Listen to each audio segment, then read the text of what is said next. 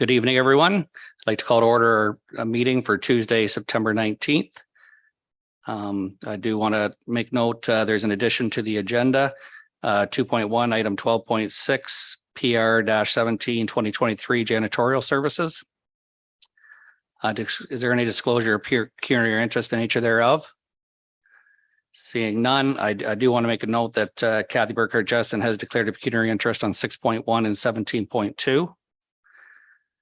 Announcements. I do want to make note that September is Suicide Prevention Month, dedicated to raising awareness about suicide and the importance of prevention. Let's dedicate all year round and not just September to spread awareness, support to one another, and advocate for mental health. Sessions. We don't have any closed sessions. We do have a public meeting at 6 p.m. that Council adjourn its regular meeting at 6:01 and move into a public meeting under Section Act 34 of the Planning Act. Going to move in our seconder. Moved by Councillor Reagan, seconded by Councillor Hodgins. All in favor?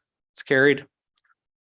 Dan, I'll pass it over to you on the PL-14 2023 Felon Drive Grant Estate subdivision. Yeah, so through the chair to members of council. So item 6.1 on the agenda is a zoning bylaw amendment application or a request to remove holding for a draft plan of condominium, which is a vacant land condo in Granton, also known as Granton Estates, located at 7966 Fallon Drive. So in this case, the developer has requested removal of the existing holding symbol that is on the parcel. That holding symbol was originally placed on the parcel to ensure that the lands were developed orderly, that the developer entered into a condominium agreement or subdivision agreement, and that the municipal infrastructure be constructed prior to the issuance of any building permits. So in this case, I've confirmed with Public Works Manager Jeff Little, as well as our legal services group, that the agreements have been executed. Securities are in place with respect to the agreement, and the infrastructure is in place and ready to go from the municipal perspective. So with that said, we do deem it advisable now to remove holding symbol on the lands and allow the developer to begin pulling building permits to start constructing single family dwellings. So with that, I recommend that the holding symbol be removed and that the implementing bylaw be brought forward for council consideration. Thank you. Thank you, Dan. Anyone have questions to Dan and council? Seeing none, very straightforward. I do have a recommended motion that the request to remove the holding H symbol by 1967172 Ontario Inc. for the Granton Estates vacant land condominium represented as 26 single detached lots be granted, and that the implementing bylaw be brought forward for consideration. I get someone to first and second that. First by Councillor Reagan, seconded by Councillor Hodgins. All in favor? That's carried. Thank you. Recommend a motion that council adjourn the public meeting at 6:04 and reconvene in its regular meeting. For Councillor Reagan, seconded by Councillor Westman. All in favor? That's carried. Thank you. We are going to pass the bylaw at this time for that. That is, I'll read that out, that if no one cares to speak to bylaw 207-2023 on its first, second, and third reading, that it be considered to have been read a first time and passed, read a second time and passed, and read a third time and passed. I get someone to move that forward. Moved by Councillor Westman, seconded by Councillor Hodgins. All in favor? That's carried. Thank you. Delegations, presentations, petitions. We do have a delegation by Aqua, and Dave Sharp's here, and Renee, I believe. So come on up. Thank you.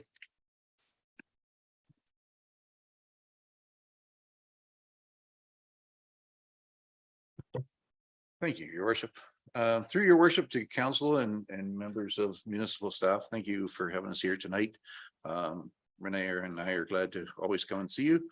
Everybody's received a copy of the second quarter reports for your wastewater treatment plants. Just a few little highlights. We had some rainy weather back in the late spring, early summer. Resulted in a few objective exceedances at the plants, but we did not have any exceedances that were needed to be reported to the Ministry of Environment. We did have to take some additional sampling because we exceeded our daily flows.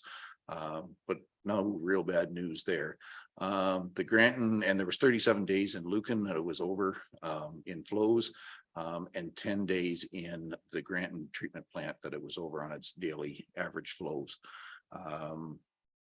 Again, no exceedances that had to be reported to the ministry. Just a few maintenance items you'll see on the list that we're always working on. Regular cleanings, checking for errors and things that weren't working. Sludge was hauled out and the tanks were emptied once the wheat was off the fields. Second quarter, we again haul sludge out of Granton regularly. And all the wet wells and everything were cleaned as our yearly program progresses. Alarms, most of the alarms we had to deal with in the first and second quarter of this year were either communication issues or power failures. And that's about all the highlights of it, unless anybody has any questions. Well, thank you for that. I will look to my fellow councillors if they have questions. Go ahead, Councillor Westman. Yeah, so during the rainstorm, that's all infiltration. Yes. So what can we do to reduce that?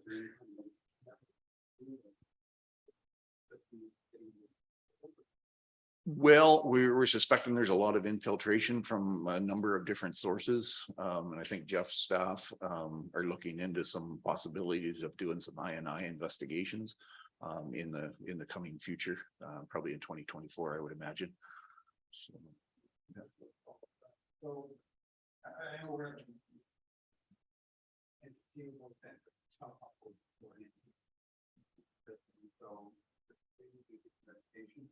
the word around and say, hey, listen, that's, oh, sorry, listen, you know, we can't be doing that.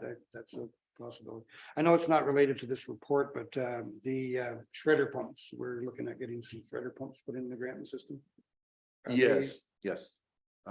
Jeff just actually gave me an update tonight that everything is progressing there and probably be installed by the end of October. Oh, wow, that's good news. Thank you very much. Yes. Sorry, Lisa.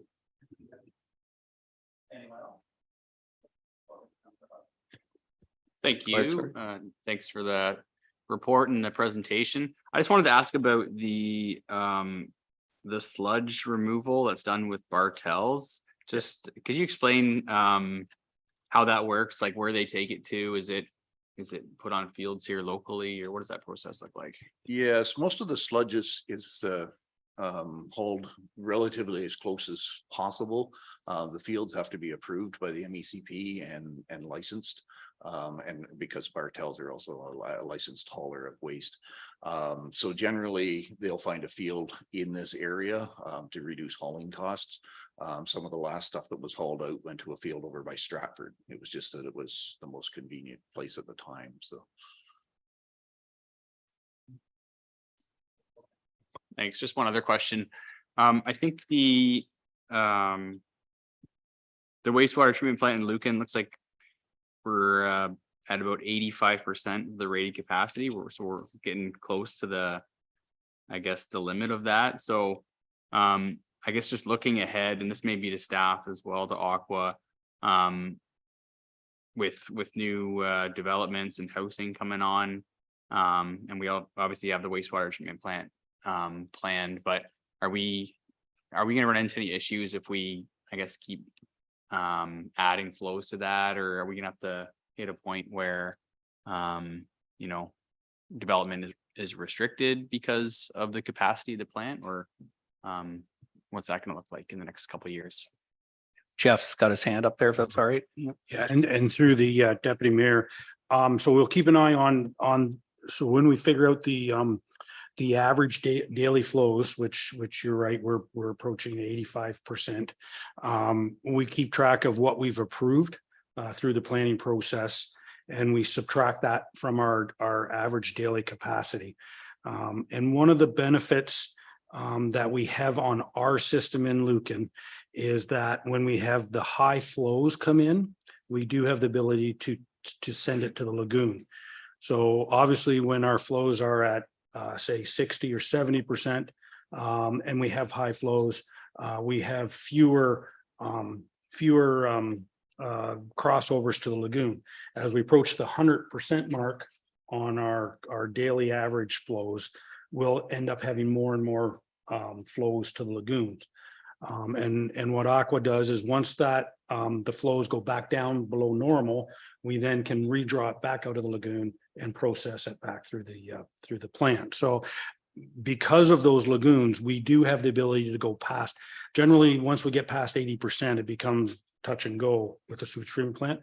But because of the lagoons, we have a great backup when we have those high flows.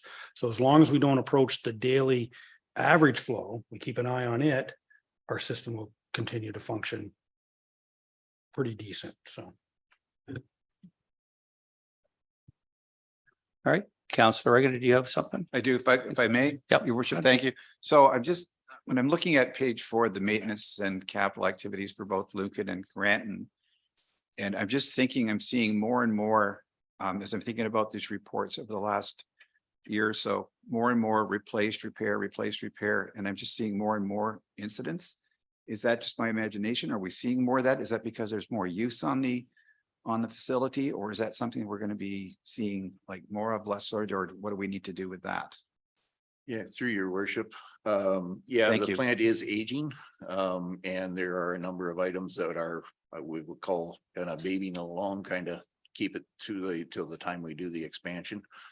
If we do the expansion, if the expansion doesn't go forward for some reason, there's going to be quite a number of things that need to be looked at, and a lot of dollars spent there. But yeah, it's just basically that's the age of the plant and the general, wear and tear on it. So, So not my imagination then. no, you're All right. right on the All right. money. Thank you. Yes. Thank We you, have Your been doing Worship. A lot of work. Thank you very much. Thank you. But Jeff would like to add something. Yeah, and if I may, Deputy Mayor, and that's a really good question. And I think one of the things that we did bring out prior to the expansion was our headworks facility at the plant is in desperate need of upgrades. And I would think that Aqua's doing I know Aqua's doing a really good job at making sure our headworks stays functioning.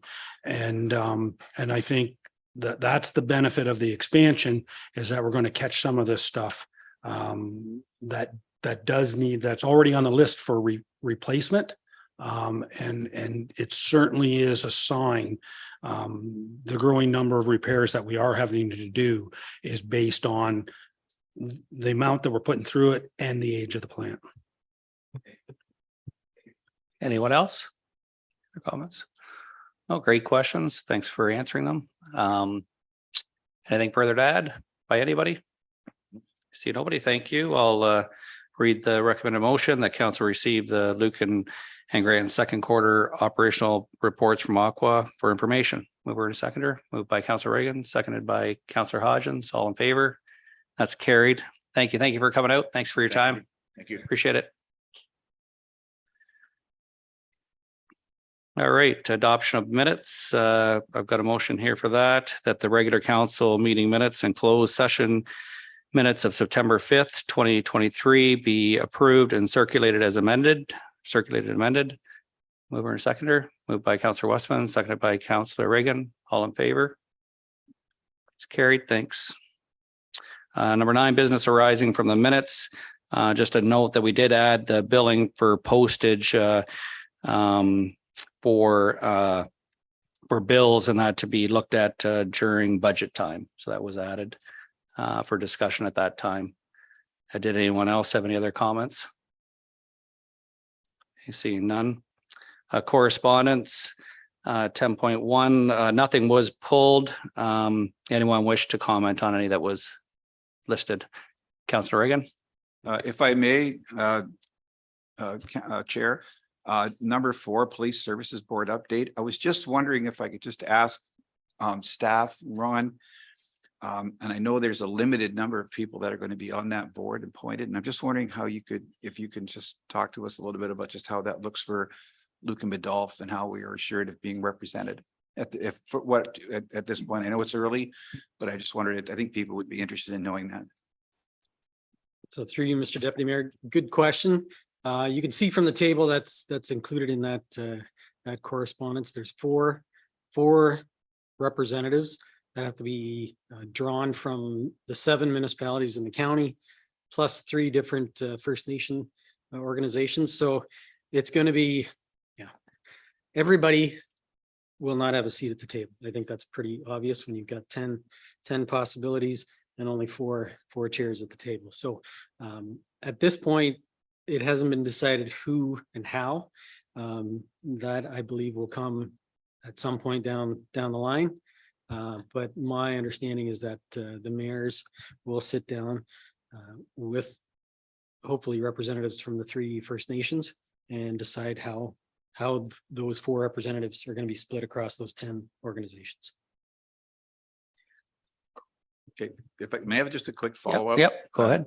Chair or Deputy Mayor, sorry. Just when I'm looking at it, it says there's 4 council seats, 2 community seats, and 1 appointed, like 7 total, right? So council seats would be just elected officials, but community representatives. And I'm just wondering, I think there are people in the community, and if you don't know the answer, that's okay, Ron. But people in the community that are not elected officials that might be interested in that as well. Is that what they're talking about here? As far as you know? My understanding is that's correct. Yes. Yeah. And those are provincial. Typically, the provincial appointee seats are obviously provincial, but I'm not entirely sure how the community representatives, whether the Police Services Board gets to pick community representatives, Okay. or whether that's sort of stick handled through the province. That I'm not sure the answer. No, I appreciate it. Okay, thank you, Mr. Deputy Mayor. Thank you, Ron. Thank you. Anyone else want to discuss any of the correspondence? Okay, recommended motion that correspondence items listed herein be received for information purposes. If I get a moved by Councillor Reagan, seconded by Councillor Hodgins, all in favor? And that's carried. Thank you. Committee reports, Blue Water Recycling. I have my meeting on Thursday. CDC. Is there? No. Okay, like Huron, there was nothing fireboards. I don't believe anything. Nothing. Jason, ABCA and Upper Thames. Our next meeting's this Thursday. This Thursday as well. Parks and Recreation meeting minutes. There's just meeting minutes, and I've already reported on those, Mr. Deputy Mayor, and we'll have another meeting next month. And at that time, I'll report to council. Sorry. Okay, Right. thank you. Jason, I wonder why I'm calling. I apologize. I've been calling Jade and Jason for some reason. It's odd. Not sure why, but I'll acknowledge that. So if anyone thinks that you've been calling them Jaden wrong, you haven't. So. I mean, just quicker to say. Trails Committee. Thursday. Okay, thanks. Staff reports. Ron? Nothing. Okay. 12.2 Building and Bylaw Enforcement. We have Arnie with us tonight. You want to come up, Arnie, and I will pass it over to you for the proposed building bylaw 12.2 and then 12.2 A and B.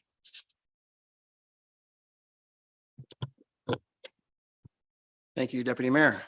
Through the Deputy Mayor to Council, I'm excited to be here tonight to present council with proposed building bylaw. Under the Municipal Act, a municipality may pass a building bylaw to regulate a number of matters regarding construction activities in that region. Items such as types of constructions, required drawings, types of permits and penalties, fees, details about inspections and site fencing, amongst a few other procedures that we may go through with building permitting and inspections.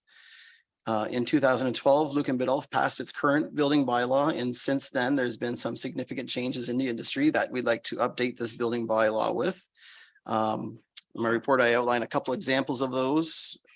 Our current building bylaw still requires 2 sets of paper drawings. Technically, we're pretty much entirely e-permitting, so we really like to recognize e-permitting in the building bylaw. We'd like to update the set fines.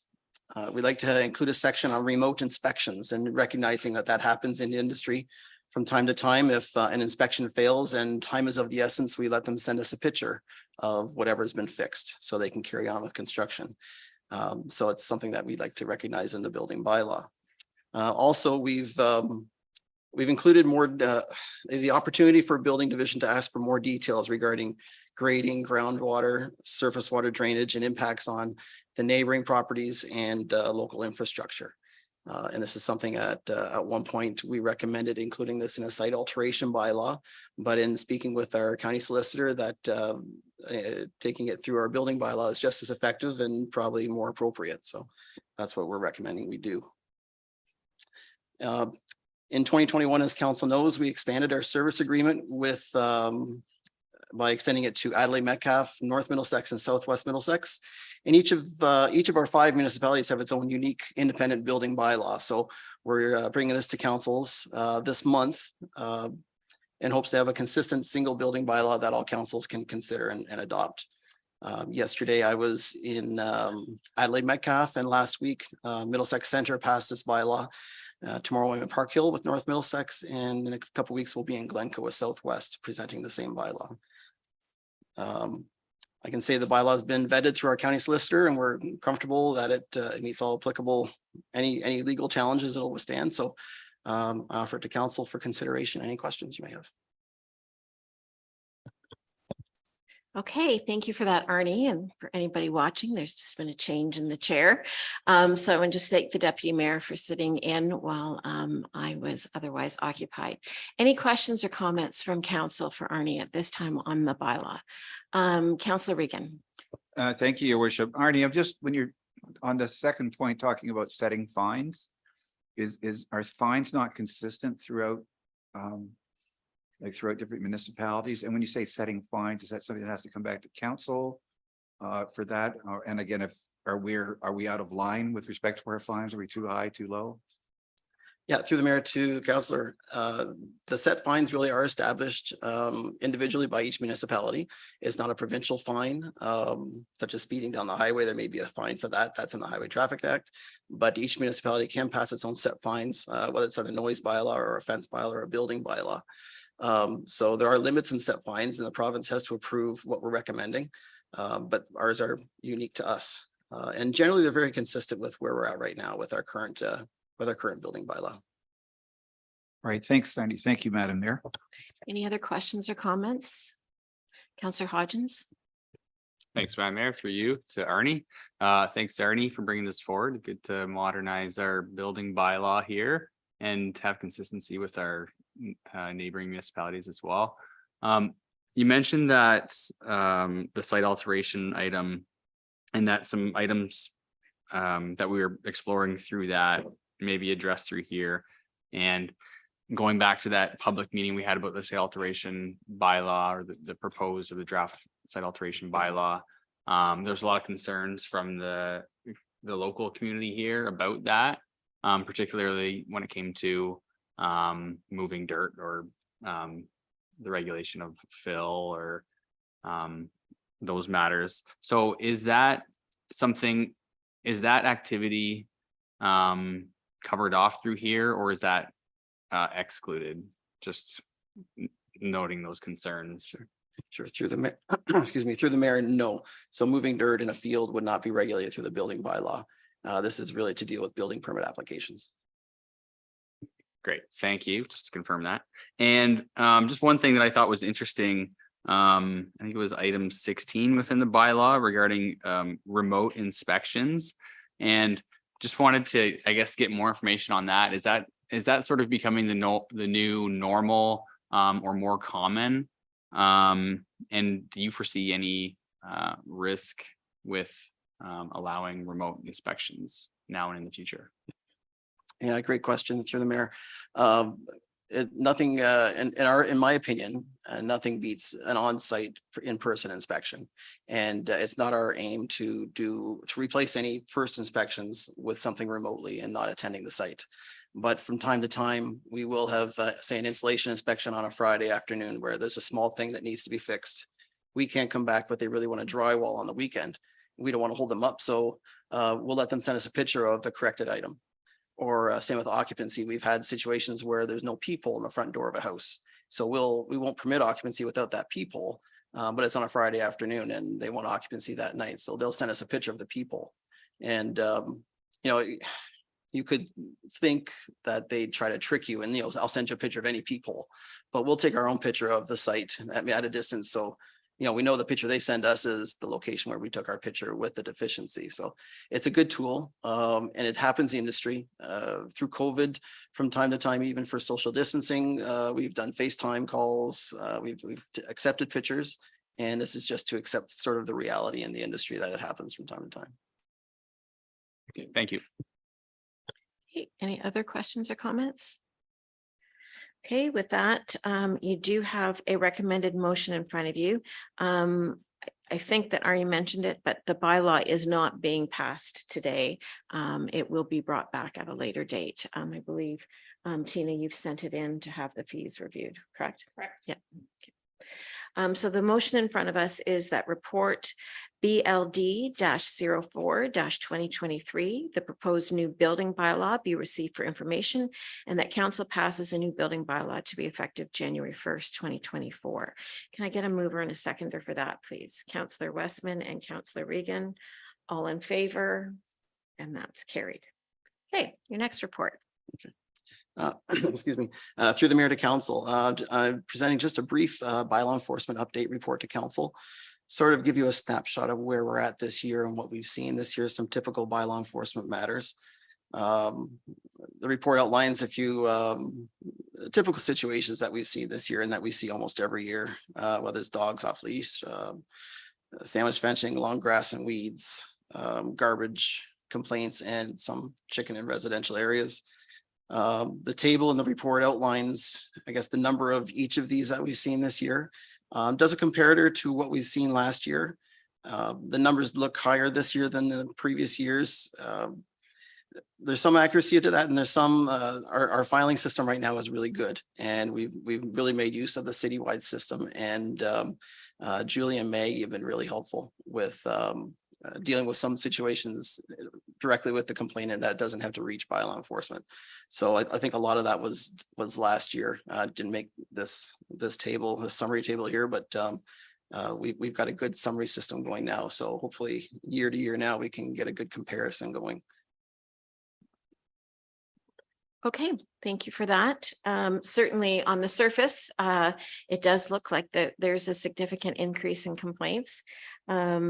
I guess my question would be, any reason why besides filing and that sort of thing? Through the mayor, growth, the municipality is growing. So with growth, we have people building sheds and pools without permits. We have more dogs off leash, more situations with fencing, more people looking over backyard fences and complaining about neighbors. So I think it's inevitable with a growing municipality that we get more bylaw enforcement issues. Thanks for that. Any other questions or comments? Deputy Mayor Manders. Just, I believe this is the first time you've presented this. Councillor Hodges, I think, asked for this. I like this. So is this something now going forward we'll see all the time, as opposed to, I believe it was just requested, but I do like seeing this too. Yeah, through the mayor to the council, or to the deputy mayor, sorry. We can bring this to council bi-yearly, annually, quarterly. I like to bring a building report to council quarterly. If it's more frequently than that, then it becomes a bit onerous, but maybe every 6 months, give you a snapshot. Any other comments? Ron. So through you, Madam Mayor, I just want to say thank you to Arnie. I think you got a great, we call him Bylaw Dan. I think he does a great job for us, and we just want to say thank you very much. Yeah, and Bylaw Dan's been a great help with this report, and again, to Julie and Maggie, they're really helpful too as well. Okay, yeah, Councillor Hodgins. Thank you. Through you. What is sandwich fencing? Yeah, so through the mayor, our fence bylaw, most recent fence bylaw, we brought this in to prevent neighbors from building fences against another fence.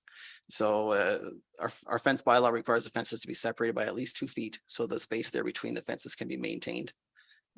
And that's if they're closer than that, then we would call that sandwich fencing, and it becomes a property standards matter typically.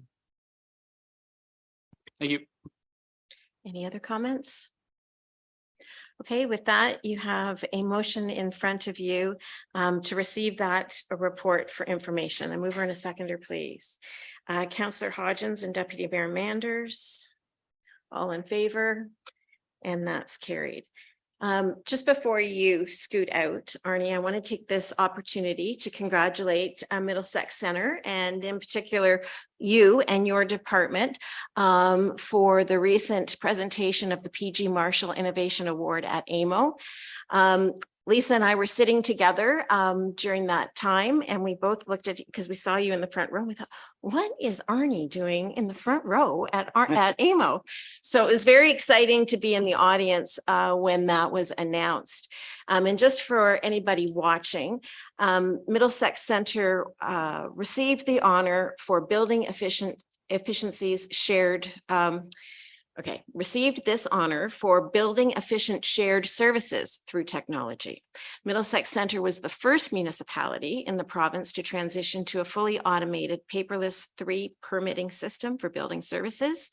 Using Cloud Permit, Middlesex Centre was able to automate the building permit process, including applications, plan revisions, fee calculations, payment tracking, inspections, and reporting to MAC and Stats Canada. Of course, we've heard all about that over the last few years. Middlesex Centre has also, of course, been providing services to us, but through the use of Cloud Permit, it allowed them to expand and provide services to North Mid, Leyden Metcalfe, and Southwest Middlesex. Many of our local municipalities have benefited from this shared innovative service, of course, Lucan Biddulph being one of them. Not only is Middlesex Centre and the serviced municipalities saving money, this service has seen an incredible 50% reduction in building permit processing time, and that was during the recent building boom and pandemic. So this really is a great acknowledgement and achievement, and as I say, it was great to be there, and congratulations to you and your team. Thank you. Yeah, thanks. Thank you. We appreciate that. And the support of Lucan Biddulph Council. Lucan Biddulph was probably the 3rd in the province to go e-permitting. So good on us. Thanks. Okay, I just want to acknowledge, I think that the deputy mayor did at the beginning of the meeting acknowledge that I do have a pecuniary interest, and of course that was in the first item that was discussed, and that was item 6.1 PL-14-2023, and that is of course because I have a family member who works for the engineering company responsible for that development. On to finance, of course, Catherine's not here. Do you have any verbals or anything, Dan, for planning? Through you, Mayor, to members of council, I do have one verbal update for you tonight for planning. So I would just note that Lucan Biddulph's official plan, comprehensive official plan amendment, which was OPA 10, did receive approval from County Council on September 12th, 2023. So that is now, almost now in force and effect. It is subject to a 20-day appeal period once notice is sent out. And by all accounts, as far as I'm aware, that will be sent out tomorrow, making the final appeal date being October 10th, 2023. And notice will be sent out to anyone who has requested to receive notice of that application. And would be subject to appeal from anyone who has listed themselves as a stakeholder in the process. So as just a little refresher, the OPA was an update to the township's official plan, which reflects comprehensive reviews and general updates. So it did include policy changes to address different provincial interests, address the changes that we saw in the provincial policy statement 2020. It also Modifications were approved to align with the county's official plan through OPA 3 that the province also recently approved. And then general updates, including different policy aspects that we looked at. And then the big one being the settlement boundary expansions in Lucan. So it was a great process. We fully look forward to this being implemented, being enforced in effect and moving on. So thanks.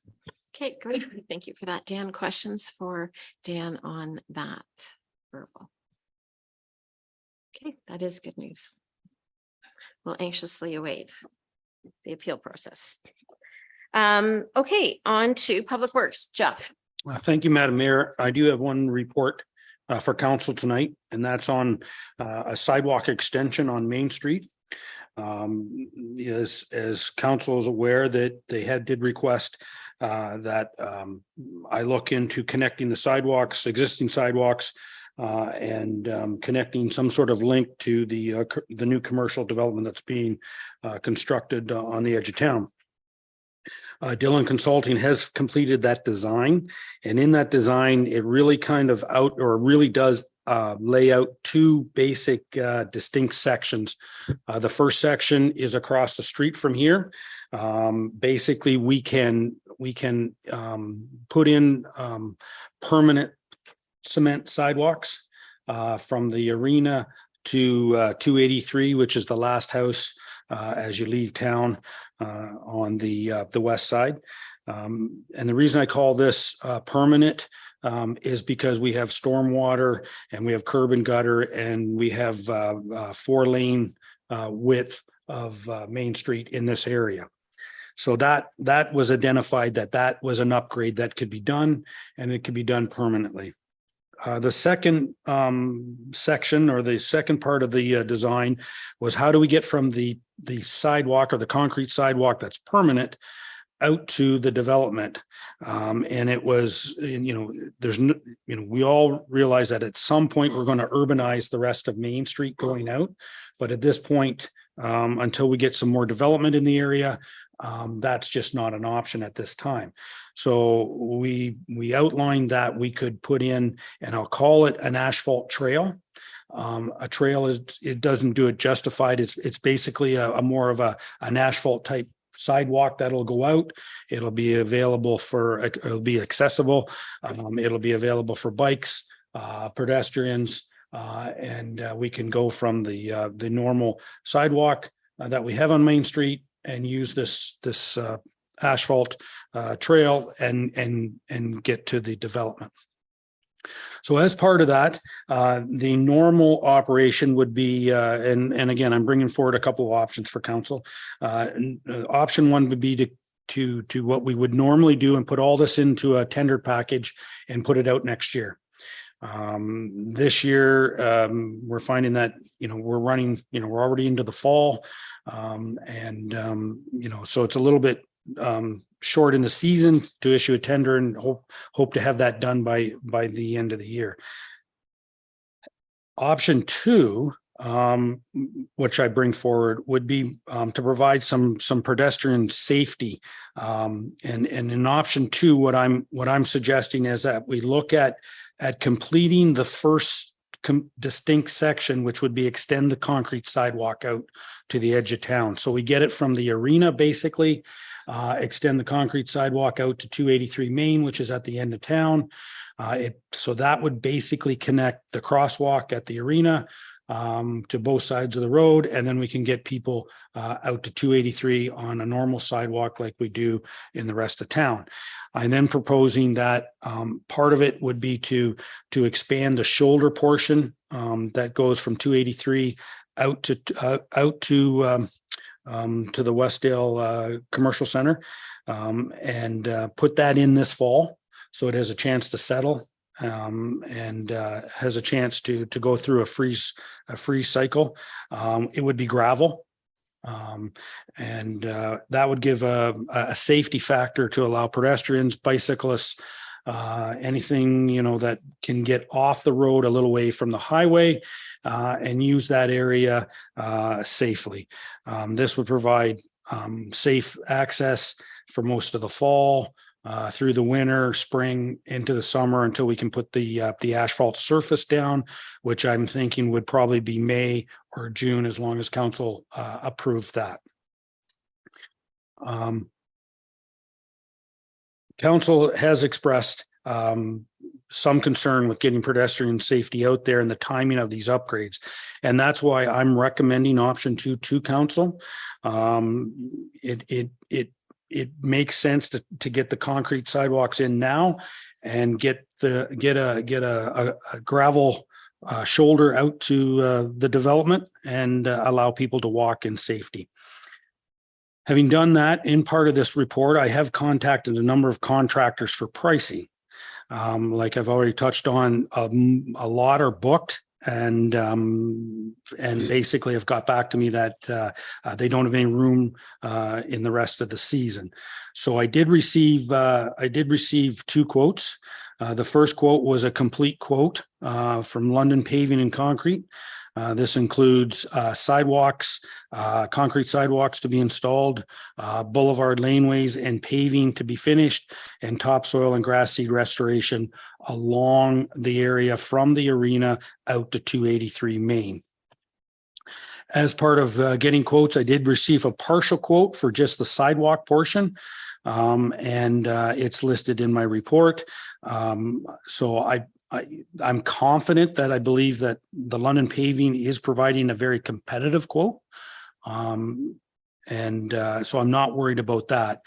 So I would recommend to council that we move forward with the London Paving quote, which would be the way to fulfill option 2.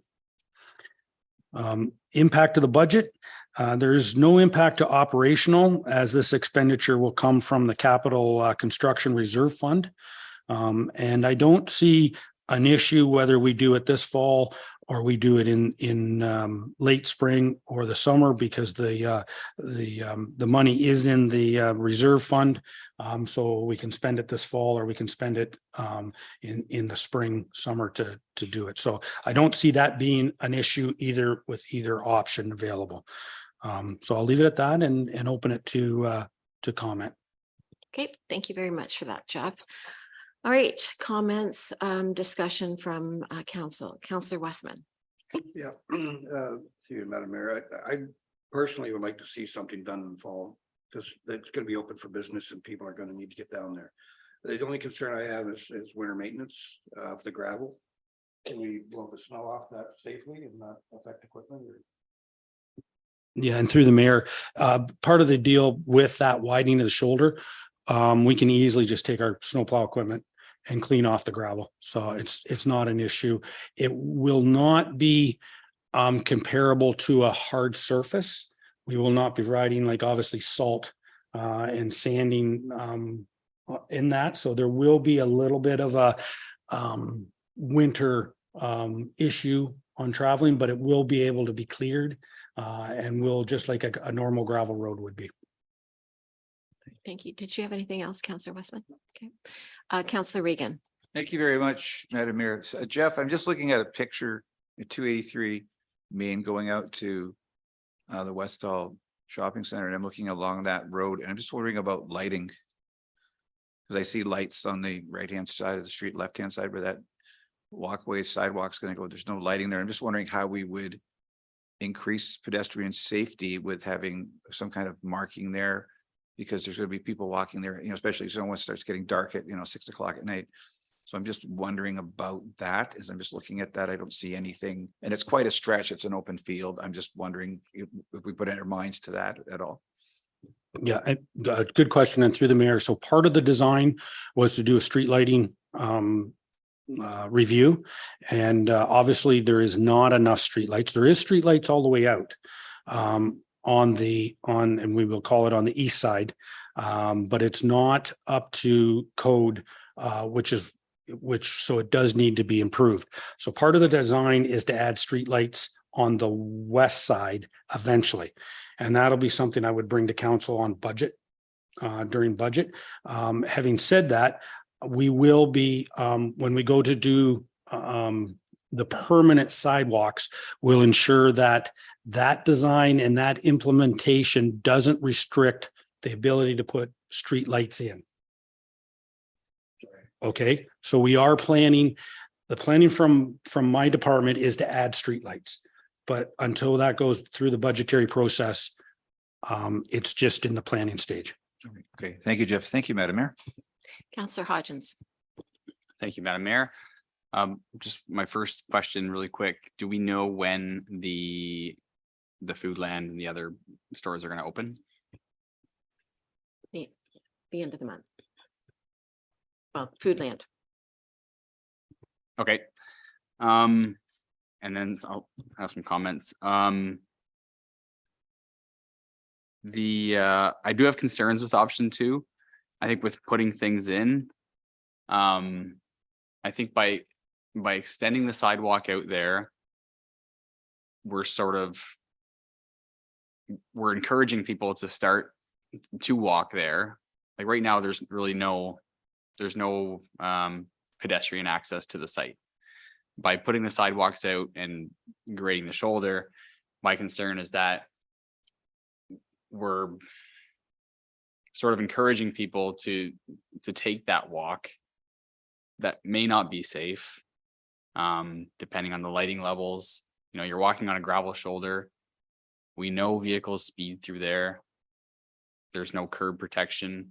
My concern is that by putting something in now, we're opening ourselves up to liability, and we're opening pedestrians up to potential safety issues. So I was thinking option 1, wait till we get that proper design.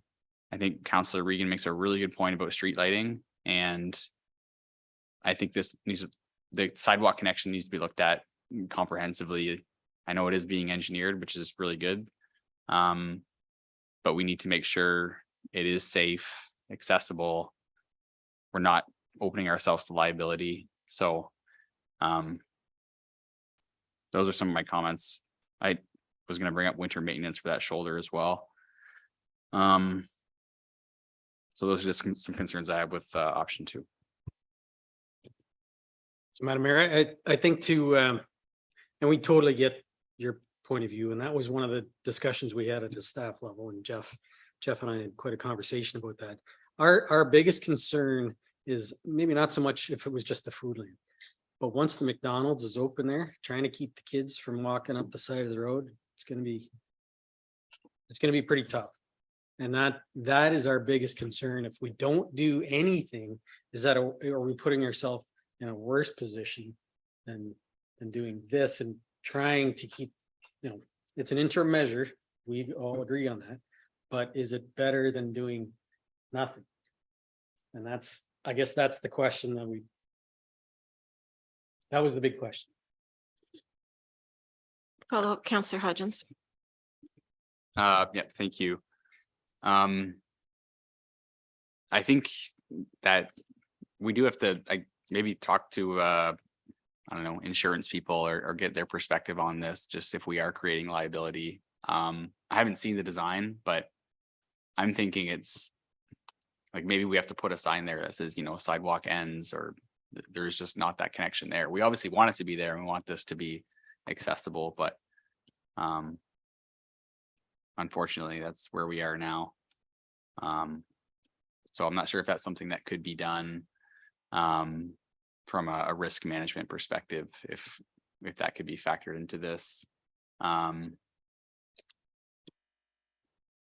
Thank you for those comments. Any other comments? Deputy Mayor Manders. Yeah, that, good points. I'm just trying to get my head around it now after your comments, but I do feel, so CAO said, like, my concern is creating an unsafe environment, not creating just having an unsafe environment. And I do feel there's gonna be a lot of walkers with the McDonald's, and my understanding of pizza and the Foodland is creating, not something good, like someone getting hit and not, maybe be proud that we're not liable. We just leave an unsafe environment, and I'm in between on it. I'd like to, if anything, signage, I like that idea, whether it stays up, use at your own risk, something to help mitigate potential liability, use at your own risk under construction. I think we need to really look at signage. I'm just, I'm in favor of it, just more so I as opposed to just, I think we're not in a good situation either way. Now, as Jane speaks to it, but I like being in a situation where it's a little bit safer than it is now, and people can walk there. They will walk there unsafely, very unsafely. But anyways, maybe signage and under construction, use at your own risk. I don't know. Counselor Hodgins? Thank you, Madam Mayor, through you. With the design for option 2, is there any, is the gravel shoulder, is there any, like, there's those flexible bollards or some sort of separation between the roadway and the shoulder in the current design, or is that being considered?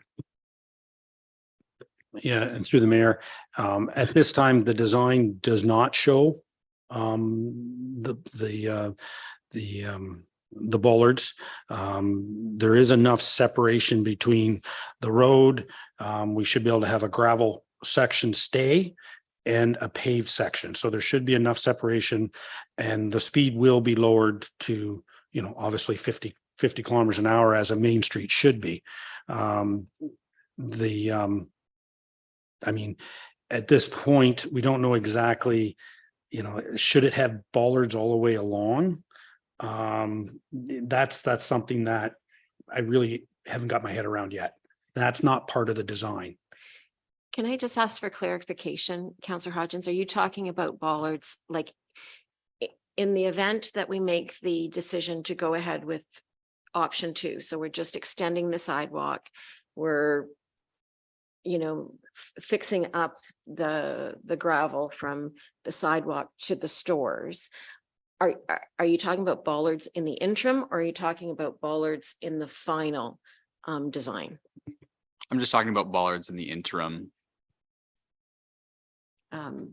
And I guess with this, are we still in the connecting link, or do we have to work with MTO on this? Sorry, Madam Mayor, we're still in the connecting link. Yeah, so the bollards, I guess the easiest would be construction barrels, which then interferes with snow removal and that stuff during the winter time. It would be to fasten something down and try to put up a barrier. You'd almost have a barrier there. It becomes very, very difficult for winter activity then. I don't know what the right answer is, to be honest there. I would, it would be nice that this could go out as one project. But I don't, anyways, I'm just trying to give a couple of options there. I'm not sure bollards are an option and yet keep it open with snow. The MTO truck that goes by is not going to be looking for bollards sitting there as they go flying by in the middle of the night, unfortunately. Madam Mayor, I was just going to ask Jeff, as far as timing goes, what's your expectation with London Paving and Concrete? Are they, for them to proceed this fall, do we need council's decision tonight? And even if I was going to make the suggestion, even if we qualify council's approval of option 2 based on the recommendations of, say, the insurance company, discussions with the insurance company to mitigate any possible risks involved, if that would make council more comfortable. But again, I'm thinking we can't leave it for another meeting because that's not going to give enough time to London Paving to do option 2. But is that the case, Jeff? Like, do we know what? Well, so the timeline was, obviously we do not want 2 different contractors working on Main Street at the same time. The paving, which I was hoped was going to be done this week, is looking more like next week. And then London Paving and Concrete would start the following week. So, okay, so with that in mind, that would give us time to reach out to our insurer and give direction. I know, I haven't spoken to this, so I like option 2, but I have the same sort of concerns in my notes regarding the safety because it is unfortunate it just can't all be done at once. But this is where we're at, and I would feel more comfortable with at least extending the sidewalk. If it takes a sign or the advice of the insurer to say, use at your own risk, that sort of thing, then I think we go from there. But I think, I don't even know, I guess if you got out the whole project now, there's no guarantee, like, can we be guaranteed the 1st of spring it happening? I don't know if that's an option, but I just, as I say, even with my concerns, I'm still more comfortable going this in stages.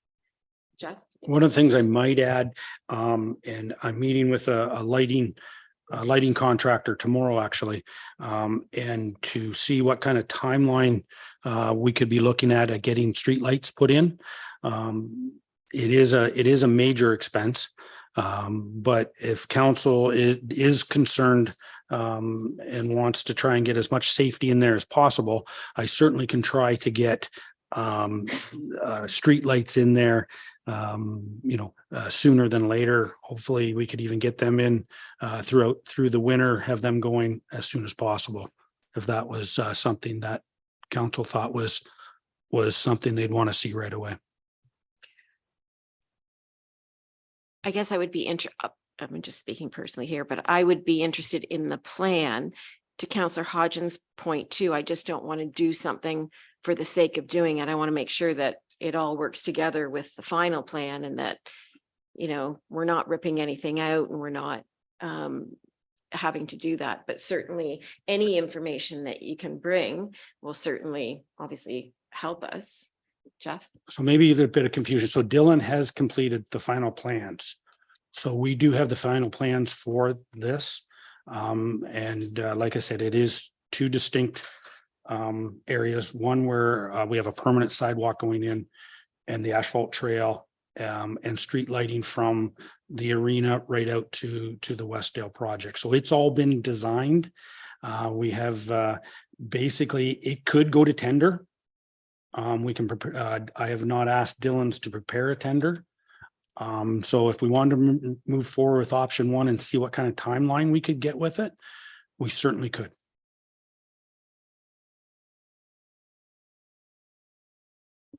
Well, there's more information for you to ponder. I guess from a budgeting I mean, I know it comes out of reserves, but would we have any idea about what dollar figure we're looking at? I mean, we haven't, I mean, I would assume it would come with a healthy price tag. And that isn't something that we've contemplated for this year. So. Yeah, and again, I think it's coming out of the reserve fund. So I'm not as concerned bringing forward information to council outside the normal budget process because of the importance of this and where the money is coming from. I would have a concern that even if we got a contractor in place by the end of October, would we be getting asphalt on a trail system going out before the asphalt plants close would be my biggest concern. And if we don't move with concrete before the temperatures fall, we then add heat to the concrete. So it starts to get a little more expensive. Not saying that is meant to sway anybody one way or the other. We should do it the right way. But it's all part of how we proceed. They're all little factors that come into play. Yeah. Ron? Thank you, Madam Mayor. So I think when staff sat down and tried to think, okay, how are we gonna move forward with this project? I think the concern was, option number 1 is definitely the norm. And Jeff said that in his report. That is the norm. The concern we did have is that once McDonald's and the pizza place is open in Dollarama, you're gonna get kids walking up there. And while maybe from a purely financial standpoint, that's the best way to go. You budget for it properly. It goes, it happens next year. Boom, boom, boom.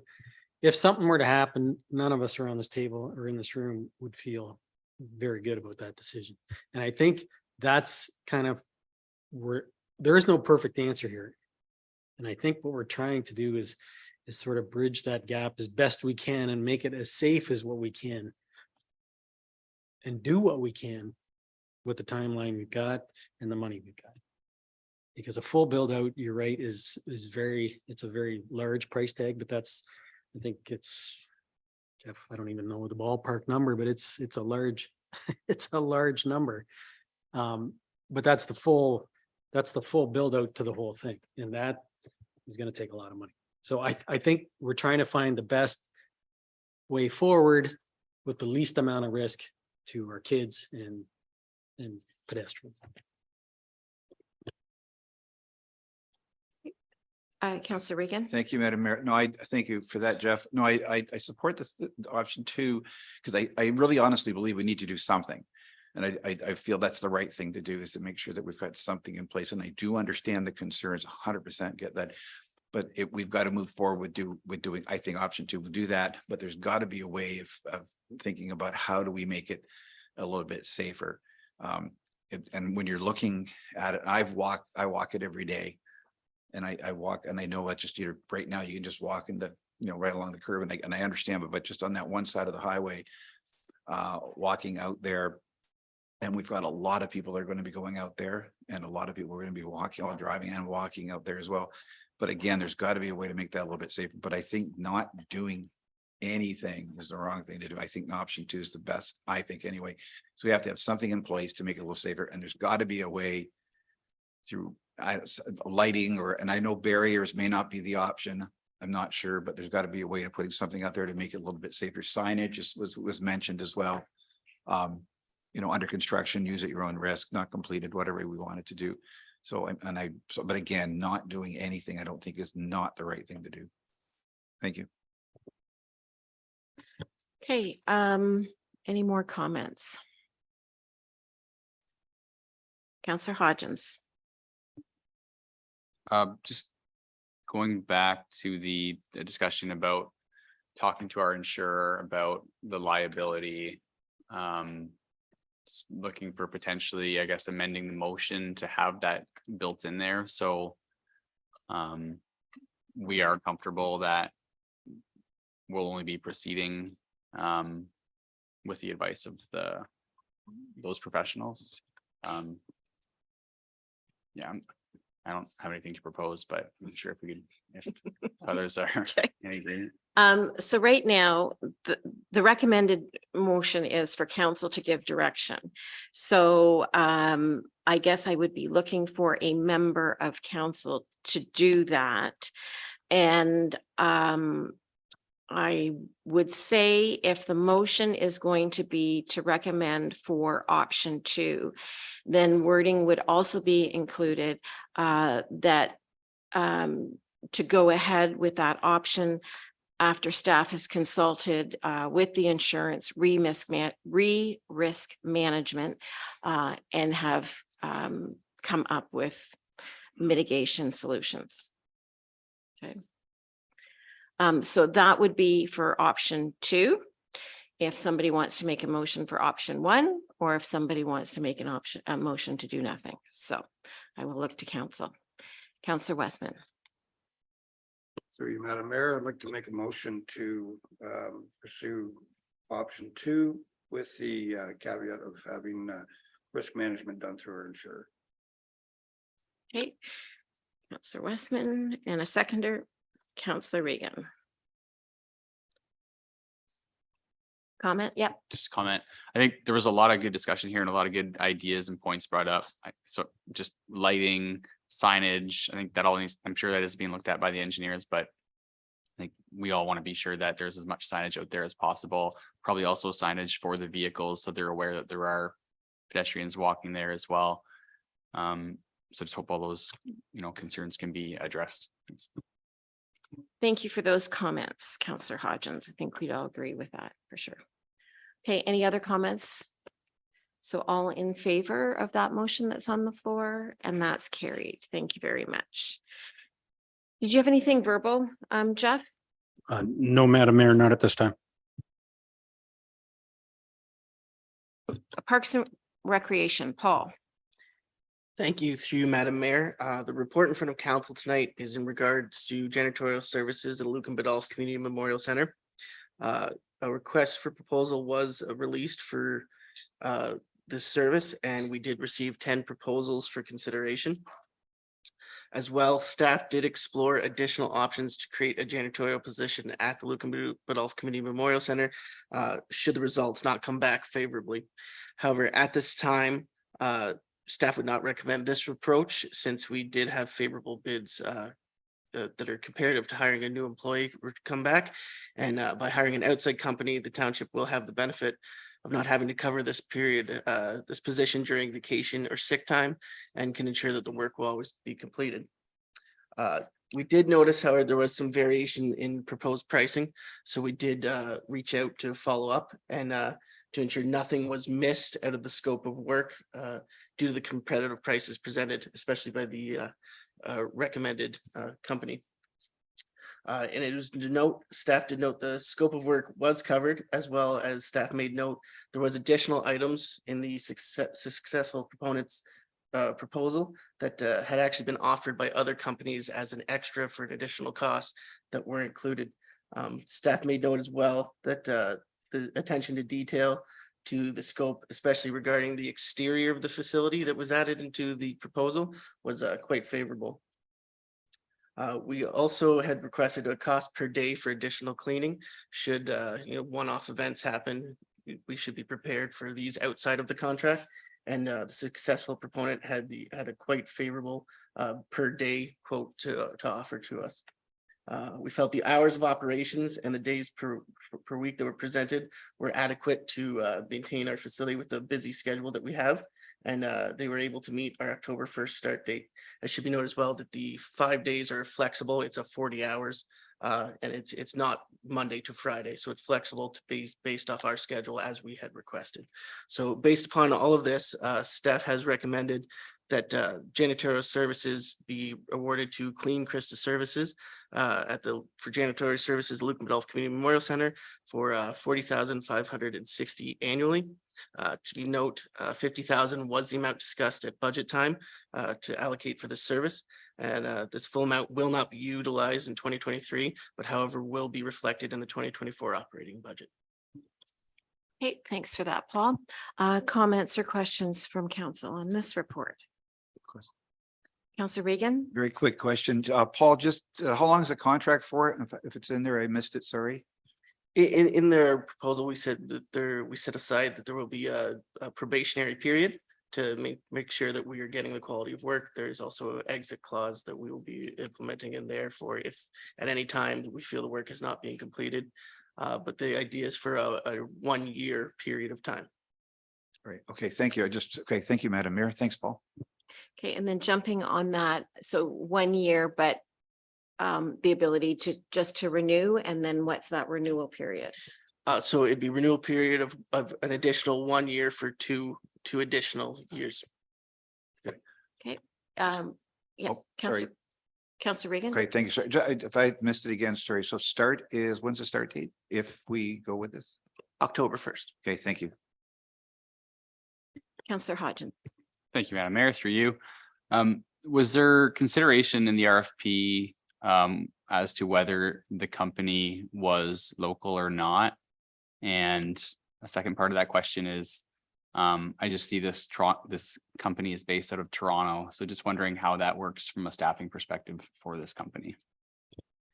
It was not a requirement of the quote, but everyone was required to attend the facility and had to prove that they'd be able to attend our facility to be able to accurately make a proposal, as well as this company does have staffing that are in the localized area that will be able to attend. So not an issue. They won't be traveling a far distance to come.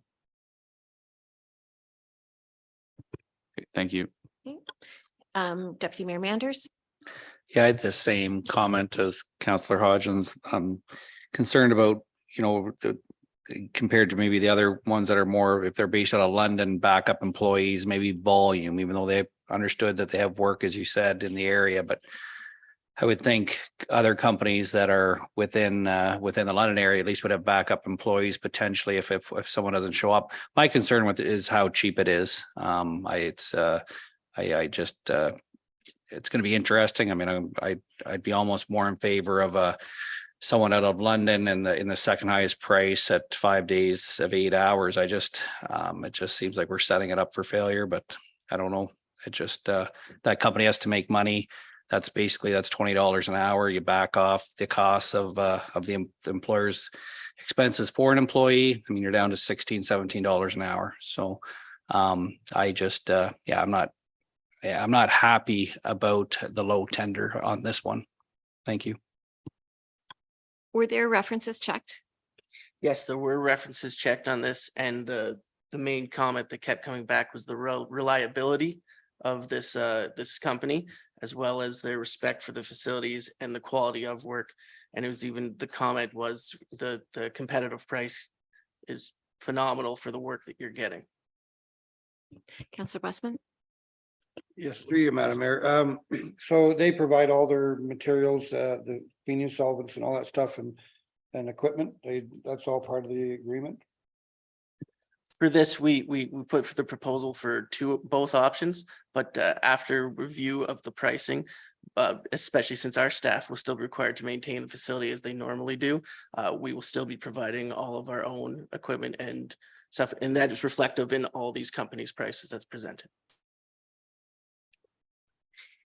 Any other questions or comments?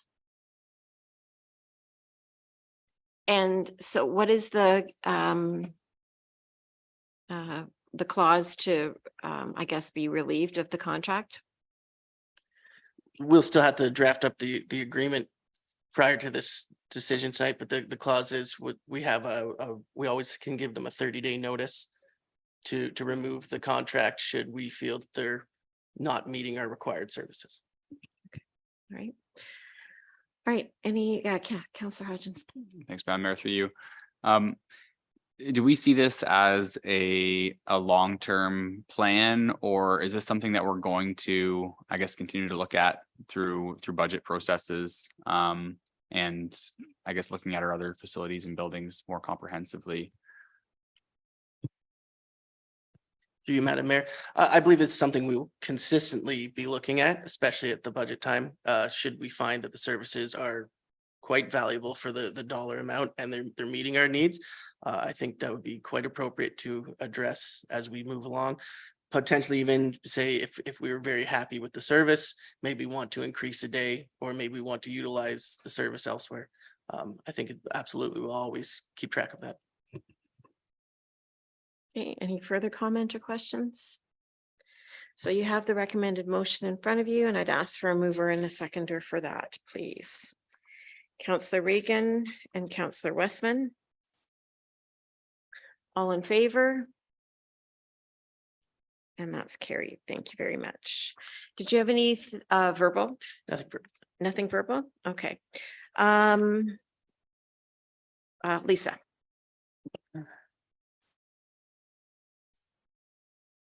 Thank you, Madam Mayor.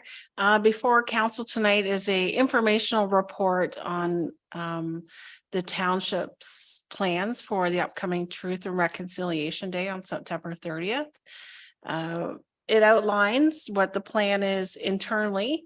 Staff will be encouraged to wear orange. The September 30th falls on a Saturday this year, so we will be recognizing it internally as staff on the Friday.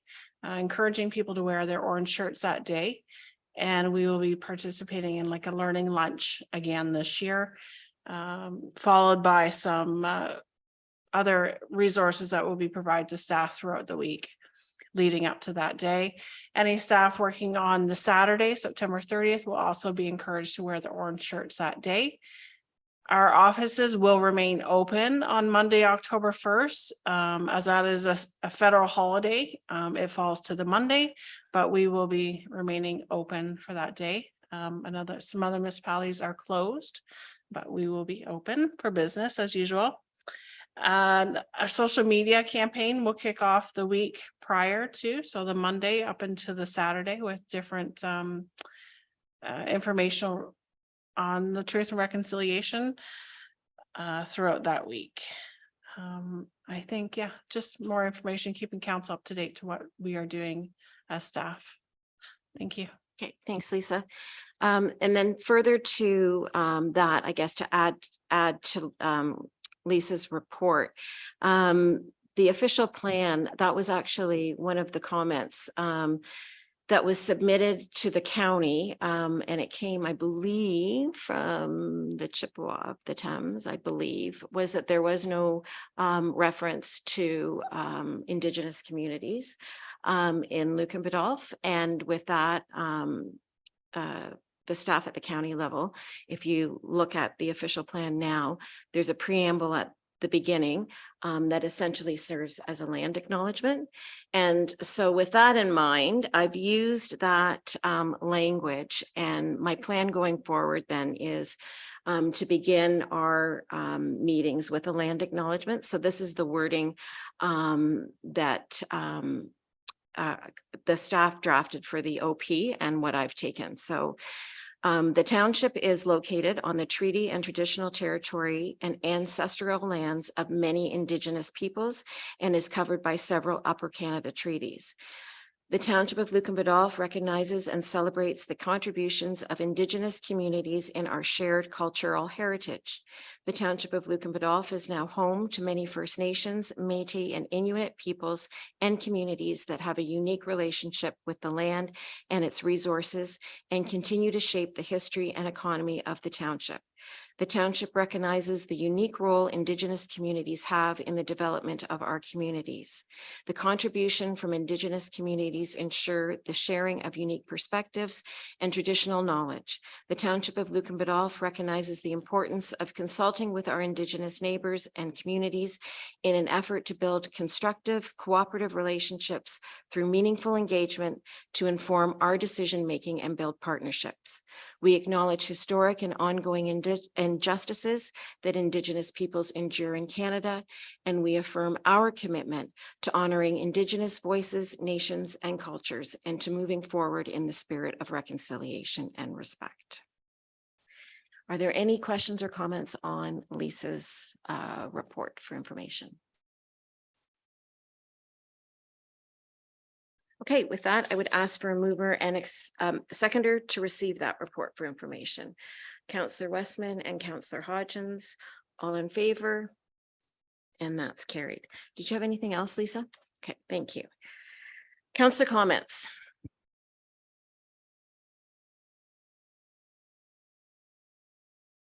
Hey, I have just a couple of questions, Paul. I guess I should always do this, I guess, at the end of your report. I just wondered, we know that there was great success this summer with our day camp and our pool. And will a report be coming to council in the near future with those numbers and how we can see how it was being used? Yes, through you, Madam Mayor, at the next council meeting, we are planning on having a report coming forward regarding these things. We'll be working with Abby Vandermeer and Catherine Wagendijk to fully fill that report with all the information. And will we be including the new pickleball multi-use courts with that? I'm just wondering how they're being used. And I just want to make sure, because we talked about it at the last time, there has been communication out to the community as to when it's tennis and when it's pickleball. Yes, this was discussed at the Parks and Rec Advisory Committee, as well as a sign has been ordered to fulfill all the rules of the court, as well as just display the accurate schedule. Okay, and but the schedule, like it's been on social media and our website and all that? I'll have to clarify that with our staff. It has been requested, so I'll have to clarify when up there. Thanks. Councillor Westman, did you have something?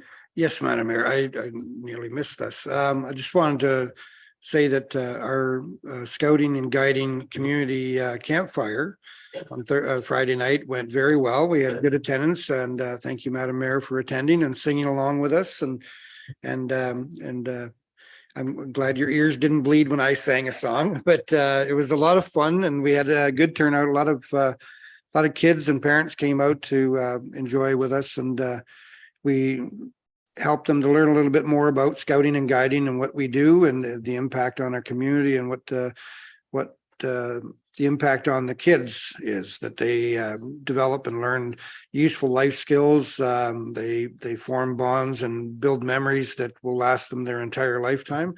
And I'm a testament to that because I was a Cub and a Scout and when in my youth and some of the best times of my life. And I always remark that when we're sitting around working with the kids and they're having their fun time, it's the same conversations that went on 50 years ago. And it's pretty amazing that those things are timeless. So thank you very much for attending and singing along with us. And hopefully we'll do it again next year and we'll get a bigger turnout. That'd be great. Thanks very much for that, Alex. It was a good evening, that's for sure. The mosquitoes were out in full force. But no, it was good. And yeah, it was great to be with that group. Any other comments from council? So I just have one, and it's kind of on a serious note, but I think it is an important one. So once again, our community has been impacted by the death of a young person struggling with addiction and mental health issues. His family and immediate community have always been incredibly supportive of this young man.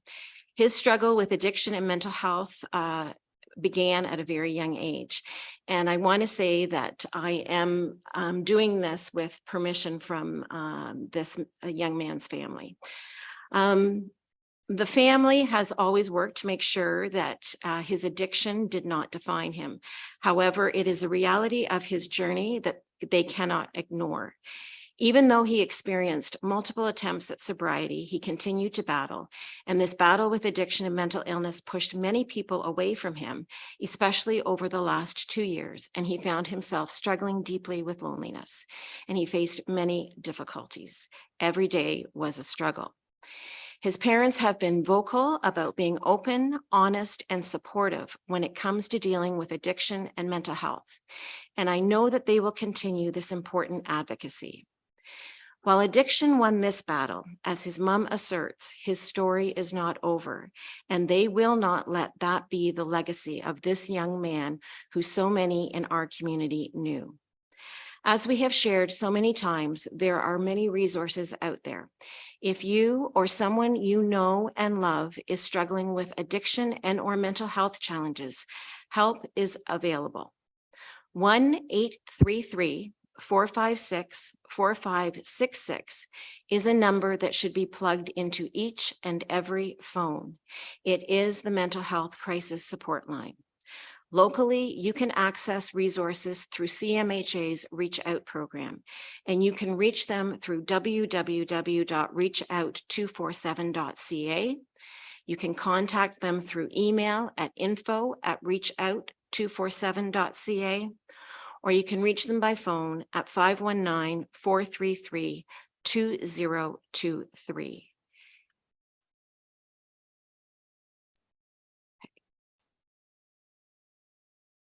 And with that, we will move on. There's no changes to budget, no notices of motion, I don't think, have been submitted.